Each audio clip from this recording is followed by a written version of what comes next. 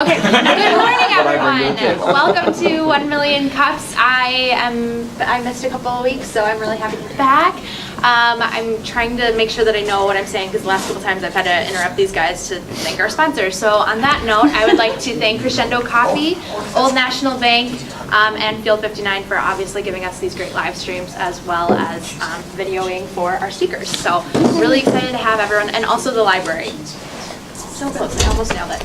You got it. A couple announcements that Leah will expand on, but first and foremost, next week the library is kicking us out. Don't cry about it. I don't know what to do. But we have a new home, and for the past like 6 weeks we've been telling you it's Threshold. It's not. It's Industrious. Yeah, so Threshold, unfortunately we can't meet there next week, but Industrious has been very generous, and it is their opening day. They're over in this big new glass building, the old Anchor Bank building, 25 West Main Street, 5th floor. It's their grand opening day. We are not going to have a presenter. It's just going to be a networking hour with each other, and they are going to provide breakfast, coffee, and mimosas. So We'll be there. So there will be no presenters, but so basically what we just did, we're going to do that for about All 45 hour. minutes. So please come. Bring your jokes. Bring your jokes. Bring your friends. It's gonna be great. Yes, bring your friends. Joke. That's a great idea. What's the address again? 25 West Main Street, 5th floor, and we will also put a banner on our webpage. Yes, not quite a banner. Oh, not a banner. We will have on our webpage where you normally see who the presenter is and the location. That will now read, well, it will read after today, Industrious, and then that location. Okay, perfect. Would it help people if there's like a Facebook event? Anybody follow us on Facebook? It came up on my Yeah, calendar. really? You're not on We will. Facebook? You're not checking them? I'm on LinkedIn. Oh, okay. All right, I will post some of the details on LinkedIn too, so you'll have Yep. address there as well. Okay. Cool. Okay. And Twitter. Other kidding. announcement. Obviously, half of us are involved in another amazing organization called Culture Community. I always just like. I was like, which one? Yeah, it is amazing. Keep going. Thanks, Leah. But Culture Community is going to be November 9th. Our own, who is not here today, DP will be speaking about something, a chicken and egg It's and branding. Culture, chicken, brand, egg. Which comes first? Companies need both culture, or companies have culture, you need a brand, and kind of how does that work together? Sounds really cool. We Yeah. will not be providing food, but we will be providing coffee. So it's at the Madison at 8:30 a.m. So just like shift all of your usual schedules up like a half hour. So we hope to see you all there. It'll be a great time. What is that? November 9th. November 9th. It's a Thursday. Thursday morning at 8:30 a.m. at the club. So that will be, so that Wednesday, November 8th, we will be back in here, and Starting Block will be presenting. So it'll be Starting Block 1 Million Cups, then the next day, Culture Community. Okay, and then I'll speak to each one of you individually. I think that's it for announcements, and I did sponsors. Oh my God, I'm nailing it. Now, what's your name? I am Julianne Selesky. I do business development at the Madison Club. I am Leah Rowe. I am with Healthfinch. I am also with Culture Community. Oh, me too. My name is Diana Pastrana. I'm with M&M Office Interiors and also the Culture Community team. My name is Michael. I'm the first of our organizers not on the Culture Community team, unfortunately. Not yet. I do product and engineering at Healthfinch. And I'm Dominic. I also am not on the culture community side, but I have strong suspicion that the culture community ladies have already been drinking mimosas this morning. Just a lot of caffeine. What? A lot of caffeine. I'm entrepreneur in residence at a insurance company called QBE. Dan Anderson. Sorry. Danny. I'm Danny, and I work for Baker Tilly, an accounting firm. Steve Glad, co-founder of the coolest way to run a silent auction, which is with 32 auctions. Ooh, Yeah. I like that. Kurt Peterson, the less cool part of 32 Auctions. Aiden Winnery, I work at Healthfinch, and I'm also a part of the Culture Community team. Brian Robertson, background in software sales, now software developer, .NET.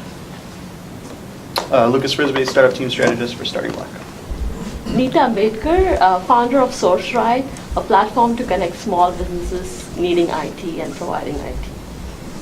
My name is Matt Smith. I just moved to Madison last month, and I have an idea for a startup. Yay. Brian Lind, Julianne's husband, professional dog walker, resident Canadian. Brian Rathbun, Digital Fitness, your all-inclusive digital marketing company. I'm Dan Anderson. I'm a physician and computer scientist, and I do independent consulting in health informatics. I'm Jeremy Udovich, work with a company called Heiko Solutions. I work with small and medium-sized technology companies, R&D and innovation teams to help them strategically build out highly advanced software development, IoT engineering, and data science teams in Eastern Europe. So if anybody's looking for some rock-solid talent, I'd love to talk. I'm Zach. I'm a business student and photographer. I'm Trent Fida. I'm a freshman at the university, and I'm just here to learn. I'm Josh. I run Little Wolf Digital. We do search engine marketing and optimization. Me, Jeff Kaufman, Solution Technologies. I do sustainable process solutions for environmental issues for the food industry. Hi, I'm Shannon Flash. I'm a project manager at WPS. Good morning, I'm Steve Slatton. I have my own little LLC and I'm here networking. I'm Garrett Lee. I used to design factors to activate genes in order to reprogram cells. Now I design ways to inspire people to transform their lives, relationships, and communities, and that comes in the form of founding organizations like WHOA, which stands for We Help One Another, and Mach 1 Health, which stands for Madison Area Care for the Homeless. Simon Legal, co-founder of a wealth management and VC firm. And with all of that, it worked out perfectly. I'm excited to introduce Rick Janisic from Ascenceo. Did I say that right? Close enough. Sorry about that. Come on up.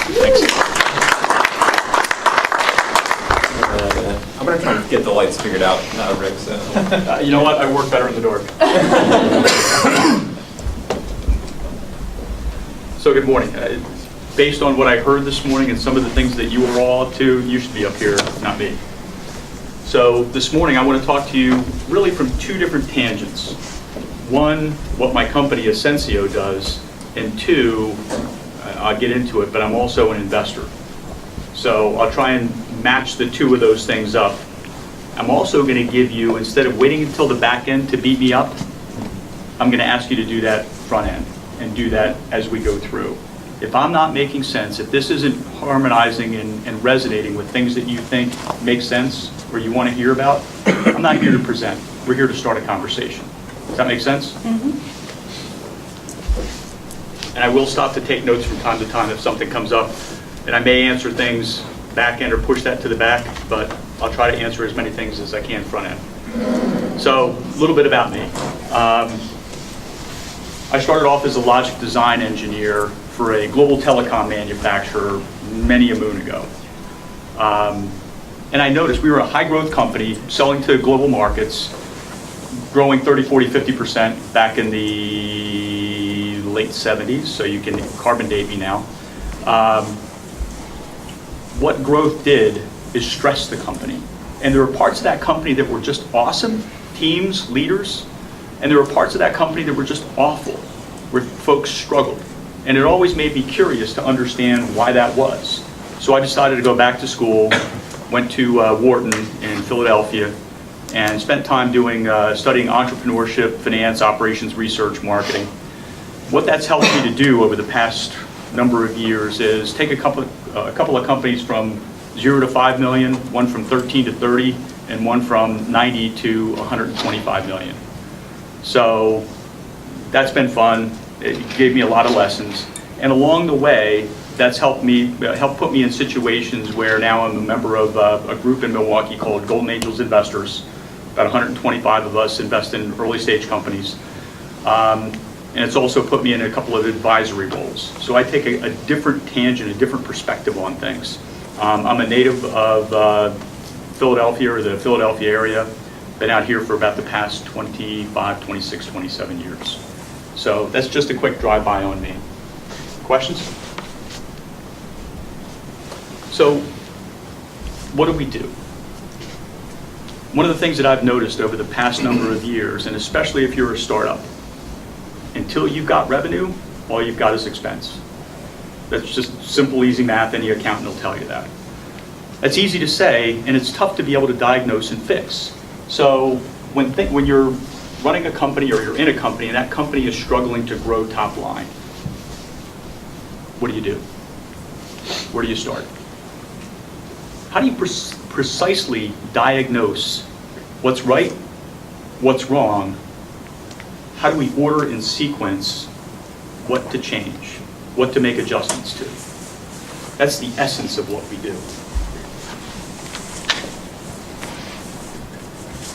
So, breaking it down to three, we do really three things. We do assessment or diagnostics, if you will. Anybody here healthcare? A couple of people focused in healthcare. Fundamental health parts of healthcare are test and treat. So the first part we do is the test piece, to really say with precision, with fact, with evidence, what's going on. What is there, what isn't there, and of the things that are not strong, how not strong are they, and how critical are they to the success of the organization. Does that make sense? Next, it's execution. After we figure out what's wrong, and we make sure that we've got alignment between what we see in the company and what the objectives of the organization are from the leadership perspective. It could be a family-owned business, it could be founder-owned and founder-funded, it could be investor, banker debt, debt or equity. So we want to make sure that the things that we recommend have alignment with what their end state goal is. In a lot of cases, I'm working with folks that look a lot like me, later in years, shall we say, and they've got some kind of time frame that they say, I want to get out in 3 years, 5 years, 7 years, whatever that case looks like. And it may be, I want to hand it off to the next generation. It may be, I want to get bought out.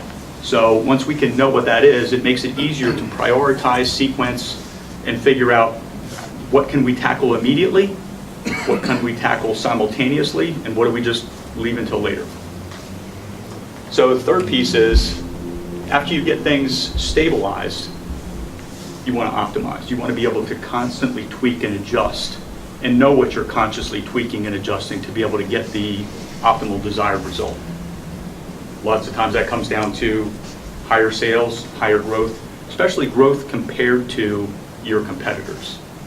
It's one thing to have, hey, we're growing at 8%, that's great. If your market is growing at 12, you're losing share. Make sense?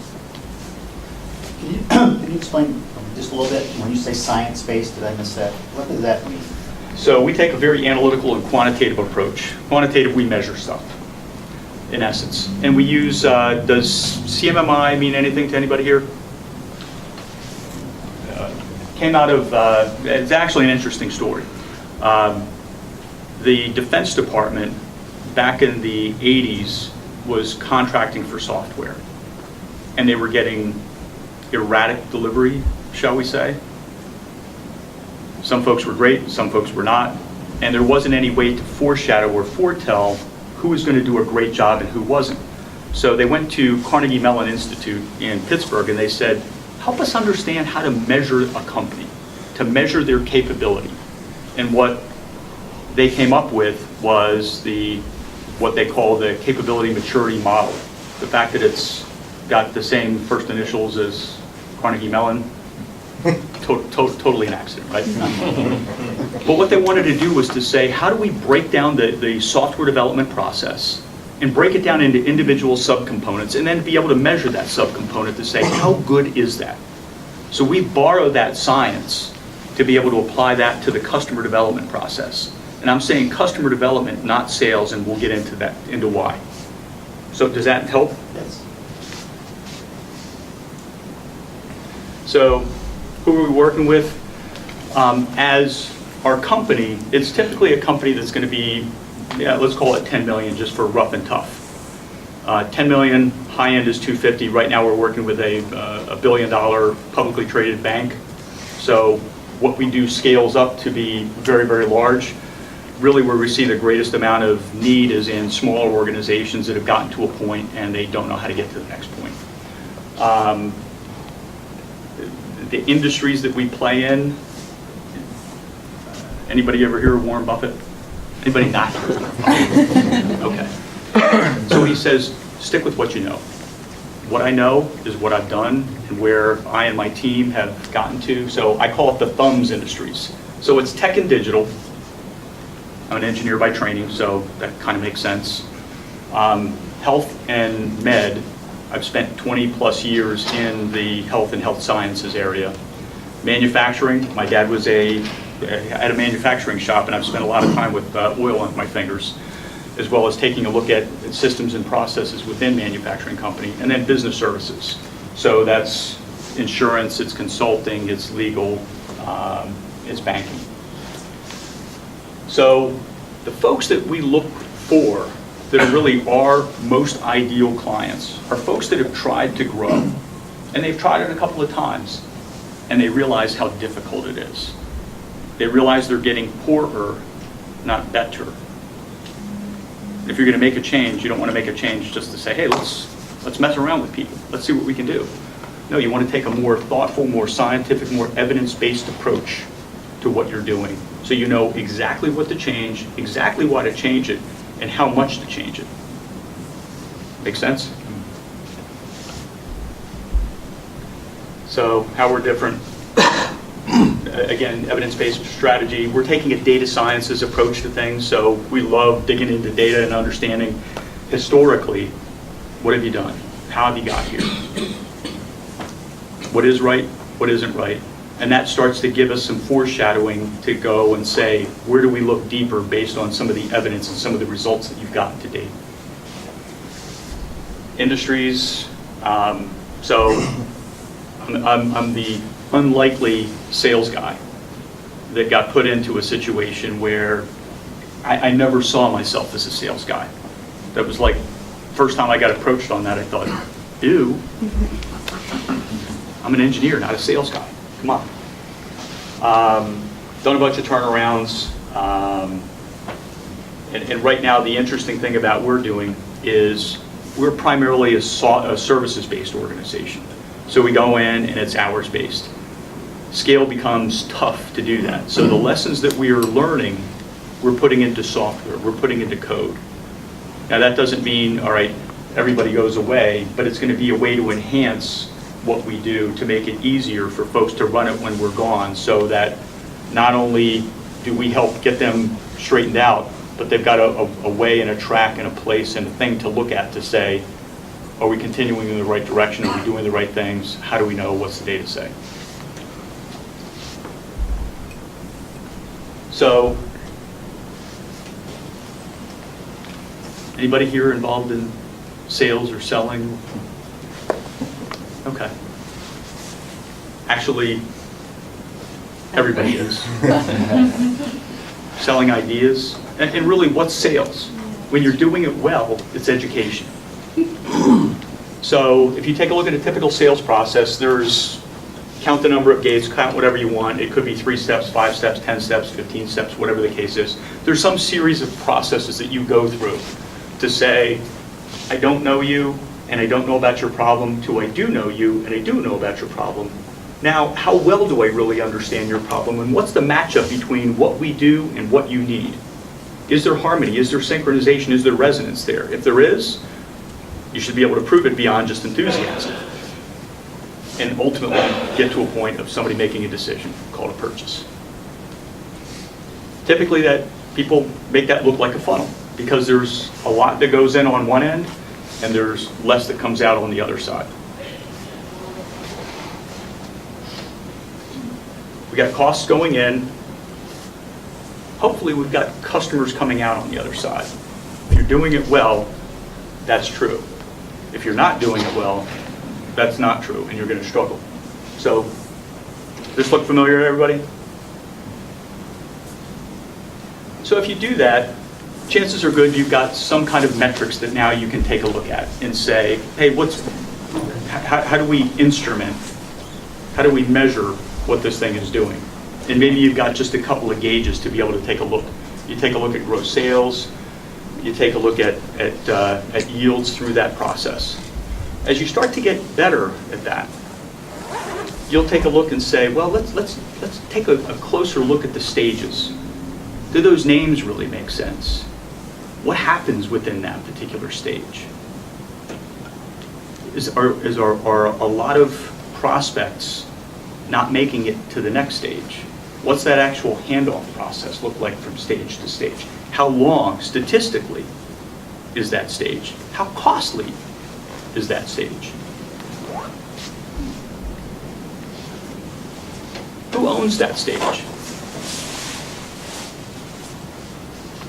What are the pipeline dynamics? It's not a linear process. If you take a look at what your actual sales process looks like, chances are good some of these areas may be very, very large, and the transfer to the next stage is very, very small. Where do you want to start looking? Right there. Is that gated based on products? You have certain products that run through your pipeline, run through that decision process quickly, and other ones that just never make it through. Now you can start to do some diagnosis to understand why. Stage durations, overall durations, you get some statistical averages based on product, geography, customer size, competitor.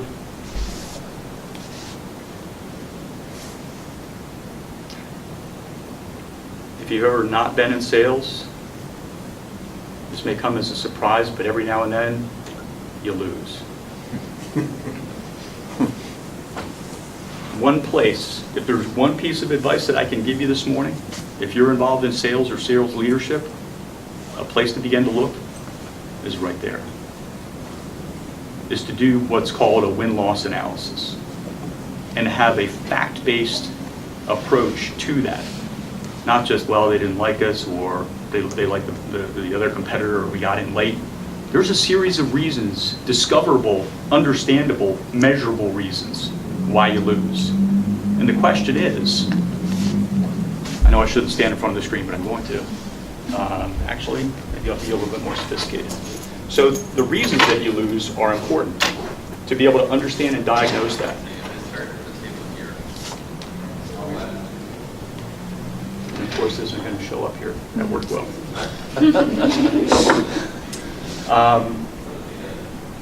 To understand where in the stage you actually lost, and when did you recognize you were going to lose? Is your organization such that it says, don't care, stay in the game? Even though the statistics say against this competitor, with this product, in this size company, with these particular needs, we've only got an 11% chance of winning. Why are you going to invest time into a place that most likely you're not going to win? Yes? There's an old sage here. There's an expression, cut bait. You know when to cut bait, but also, you know, if it's hardwired for somebody, and that's sort of the intel you try to get in that process. I'm not trying to usurp what you're saying, but you can use metrics like to your heart's content. I just think that that's the kind of feel you get when you're doing that kind of post-mortem or whatever analysis you want to look at in your process. And that's a great point. And what that says is, are you asking the tough questions early?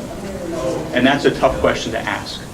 Because if you realize you're fodder, not fuel, there's an elegant way out of that. And that's where some cost resources apply, is to do that ground truthing to figure that out before you start preparing documents and all that kind of thing to go forward. If you're going to lose early, fail early, have that discipline to say no, and make sure that that's part of your organizational sales culture for getting out when you're not going to win or it's not going to be successful. Yes?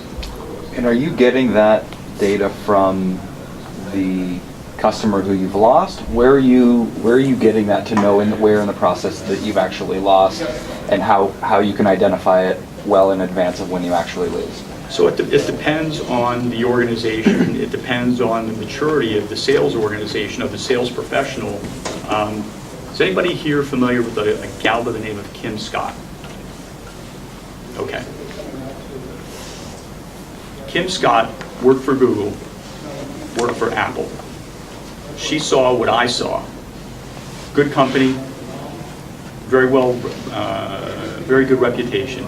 But in the same organization, you had teams that were awesome, teams that were average, teams that were awful. Why such diversity? She went and she did a study on that to say, what was different? Unsurprisingly, it came down to the leader of that team.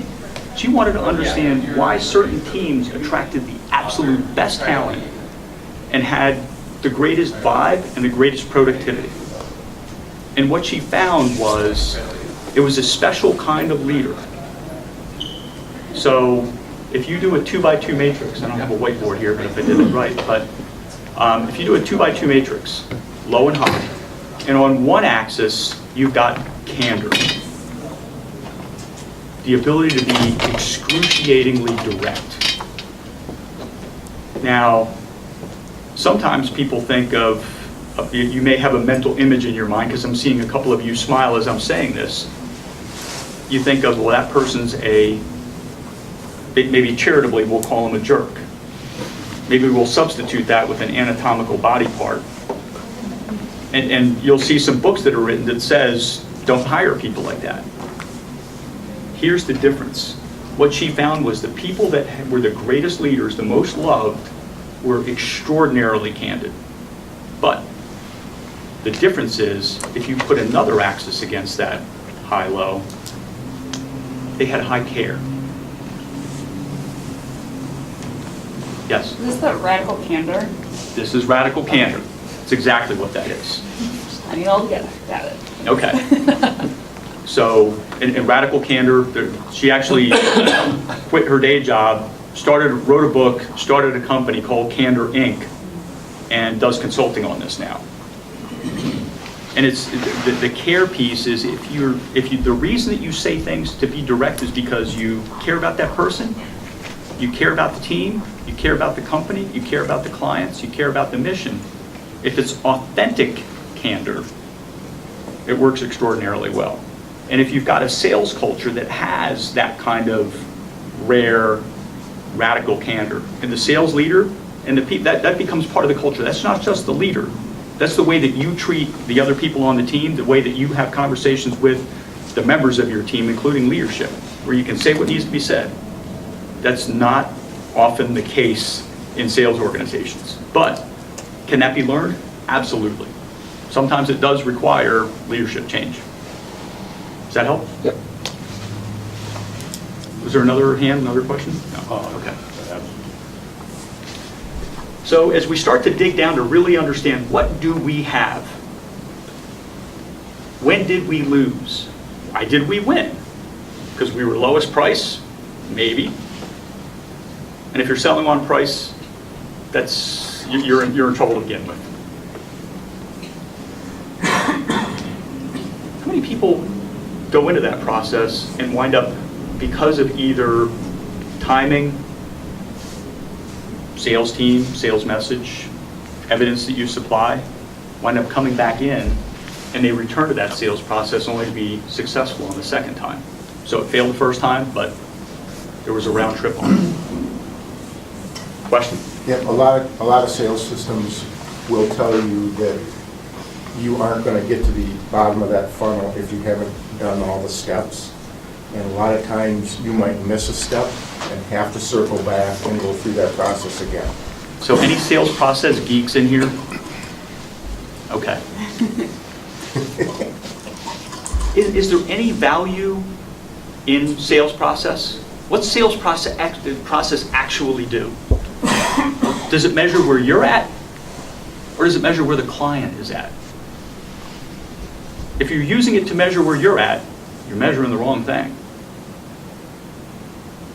The question is, how reliable is your process to where the customer is in their decision process?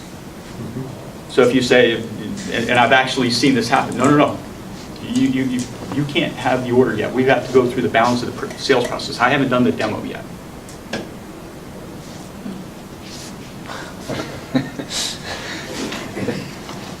So when you get really, really, really good at this, you're going to have a lot more metrics, a lot more things that you can take a look at, and you can start to draw inferences. You can start to get a better understanding. I got 2 minutes, I got to fly. Okay, does this make sense? So if you put that into buckets, this is really the core of what we take a look at. There's 18 different buckets, 18 different things that we take a look at to say, and then we can do quantitative measurements in each one of these, anywhere between 10 and 100, depending upon the size and the complexity of the organization. So we crush it down to make it a little bit easier to look at. It looks like this. The main work stream is the one that we think of. of what the sales process looks like, but you've got to have mastery across all those 18 buckets. If you don't, you're going to struggle.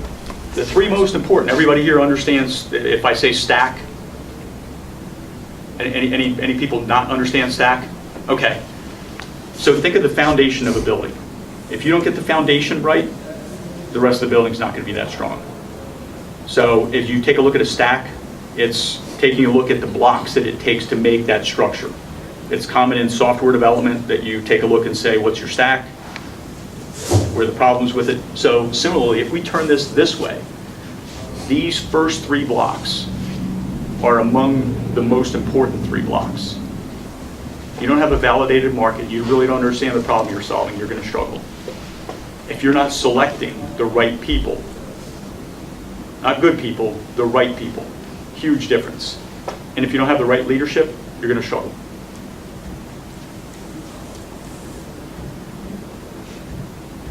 So I want to put this together real quickly because I got about a minute left, right?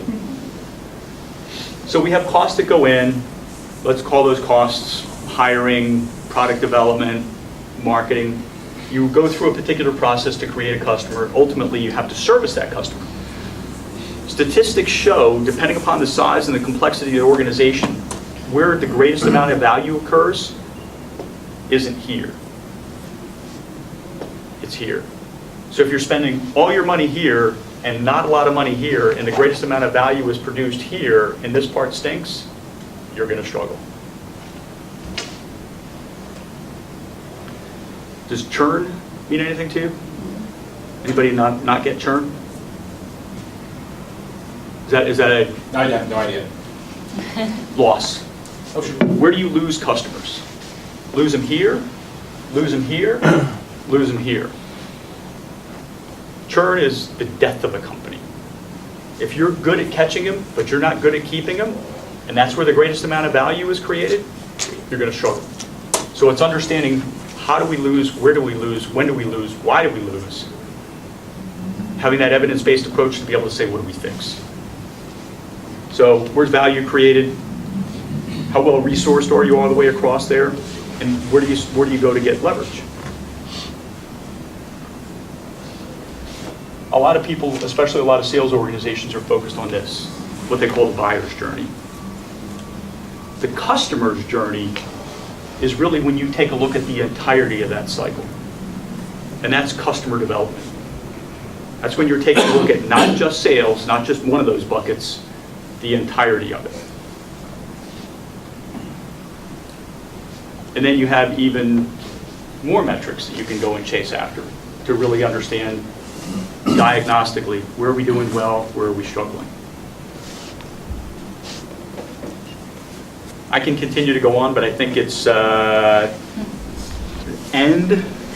So we always like to kind of end with asking, what can we do for you? What kind of request are you asking of this group right here? Something actionable, tangible. Take it away. Okay, so 2 questions. Did anybody not, did this make sense?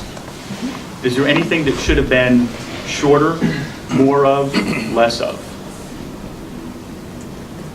I think tying in the metrics, you talked about scientific based, but also the interpersonal people part of it that's very dynamic, and you can measure up the wazoo, but it's that you got into it though, that the true what makes a group work very well. So that's awesome. You tied those two together. Okay, thank you. Other things? I guess, I'm sorry, go ahead. It'd be nice to hear a little bit about who the rest of your company is, the history a little bit. Sure, just real quickly, it's 21 folks spread across the country that are all specialists, all folks that I've worked with for at least 20 years. So I know what they know, I know what they're capable of, and I know what situations to put them in and what places aren't going to be good for either them, the customer, or both. Make sense? So Rick, again, I'm going to press you on this. What Good. do you need us to do for you? I need you to help me think through the fastest, best question to ask somebody early on. This is all about questions. What's the right question to ask somebody in a first meeting to say, let something like this make sense? What kind of questions would you ask? So we have about 5 minutes left for questions. I just want to, be respectful of everyone's time. We have 5 minutes until 10 o'clock. Obviously, we can stay longer as per usual. I'm sure Rick has business cards or anything, so if you have ideas for his request, feel free to connect with him after. But 5 minutes for questions. Anyone want to start? And if you want to have questions that are beyond this, that's fine. Yes? I might have a suggestion, and I'll admit I'm stealing this from Dominic. Him and I chatted last week about what, like a critical question that you should end a conversation with anyone with. And it's who, well, shoot, Dominic, who else do I need to talk to? Who else should I talk to? Who else should I talk to? Yeah.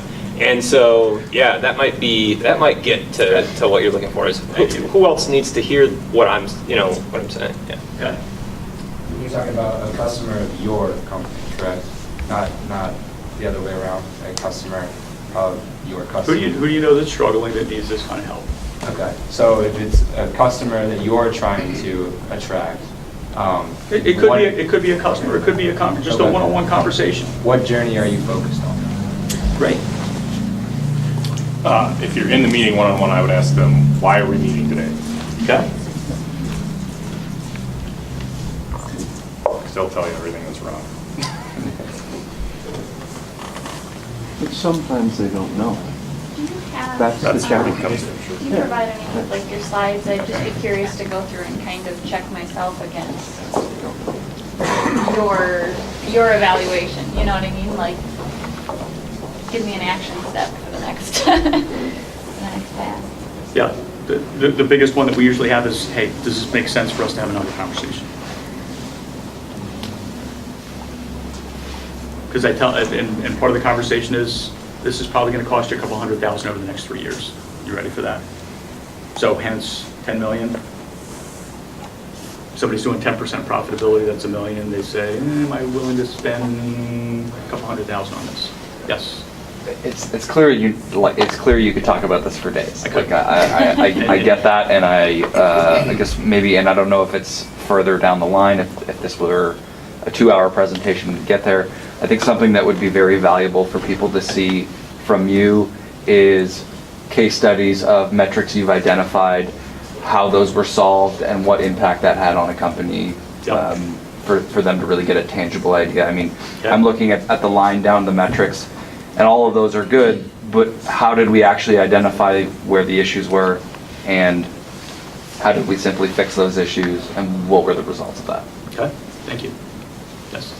I've done consulting with a lot of software companies, and sort of to echo similar sentiment, but what has impressed me is how often they think their stuff's so cool that everybody's going to want it, and they don't care anything about service and support after the sale kind of stuff. They don't think that's important because they think they build the best stuff and it's going to work, and what a users count and all that. And I think I've seen a lot of these companies really struggle because they're actually losing business that they already had.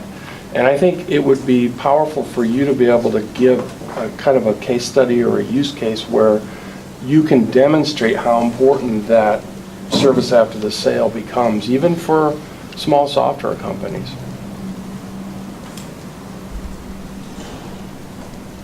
Because they tend not to believe me, too. I've noticed that. I have a question. So you work with a wide range of valued companies.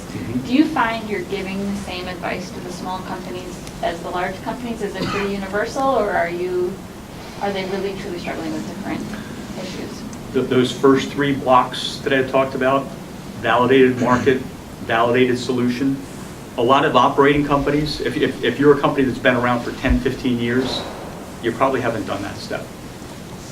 So I see that as a big factor where the market has changed and they haven't. So there's that. The second piece is on hiring. Hiring is easy. Understanding the needs, the true needs you've got to hire for, most folks don't really do. They say, hey, here's the job description, do you fit? Yeah, close enough, come on in. That's a recipe for unhappiness for the customer, for the client, for the person. So you got to get that right, and then the leadership piece. Yes? I would try and ask, excuse me, open-ended questions to determine what their pain is. I would also determine, or try and figure out if they're open to a more quantitative approach, because some people aren't. And I guess the other thing I would do is I would stress the fact that you're going to end up making them money, not costing them. It is. So there's two things that make us a little bit different that I didn't mention. One, we provide a guarantee. But that guarantee comes along with the fact that here's the things that we're going to agree to. If you don't do those, you're breaking your part of the guarantee. The second piece is ultimately folks are trying to get to an improved valuation. Let's call that EBITDA gated. And what we do contributes to that on a periodic basis and at the sale. So it's not just that you have to hold your breath for 7 years and then great things are going to happen, kind of, sort of, maybe, but you get paid along the way on better overall performance. So, yep, thank you. Yes? I just want to be a little more direct. Yes. Hey, radical candor, baby, bring it. Piggybacking off of a few of the comments, case studies I think would be very important, successful case studies. Yep. But taking it further, it has to resonate with my situation. Right now, it felt like you were trying to be, it felt very academic. You were trying to teach me high level. I didn't make the connection. I need you to draw it out and say, here's your situation, here's a case study that was successful, here's how it's going to work, here's how it could be applied in your situation. Do that work for me, because right now I have to make that connection. It's a lot of work. Sure. I wasn't here to sell. Sure. Today. And that's where you were asking about the presentation. For me, it's the frame of what was the intent of the presentation. Okay. If it was just to teach us generally, then yeah, there's a lot of data and things you've covered here. Okay. Thank you. Other questions? Yes.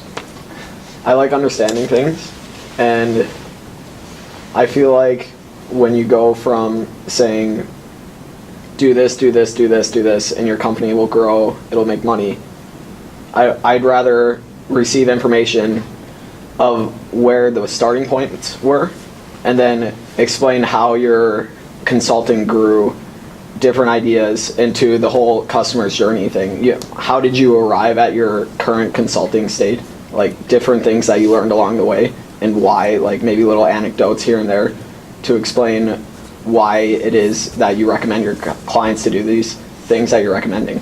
Okay. Oh, okay, great. So let's give Rick a big round of applause. If you guys want to stay afterwards, as always, we have more coffee, as always. Feel free to chat some more amongst yourself. I do just want to be respectful of people's time. Also, repeat again, because I know we had some late stragglers come in. Next week, we're not here. We are at Industrious, which is the new glass building, the old National Bank headquarters, 25 West Main Street.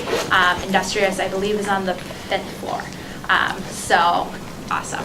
So, and that's just networking. We won't have a presentation. Again, there'll be food, there'll be coffee, there'll be mimosas. So, just plan to go to work a little late. I'm just kidding. I wish that was available. I don't encourage that. But other than that, we will see you hopefully next week. It's right downtown, so it shouldn't be too, non-convenient for you guys. So, thank you. Thank you. See you next week. Grab some more coffee.